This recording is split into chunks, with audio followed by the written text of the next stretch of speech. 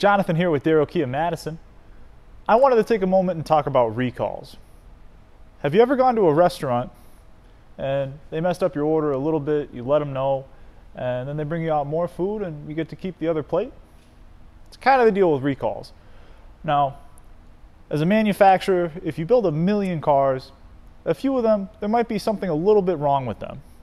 And recalls get a bad rap, but in actuality, they're not that bad. So what a recall is, it's when the manufacturer messes up something, even to a very small extent in one of their vehicles, or a number of them, to the point where they're not confident in the vehicle as it sits. So they want to tweak like one little thing or something like that. And when you get a recall done, a lot of the time you'll get additional warranty on whatever work has been performed. So they mess up a little thing, and then ultimately you come out on top.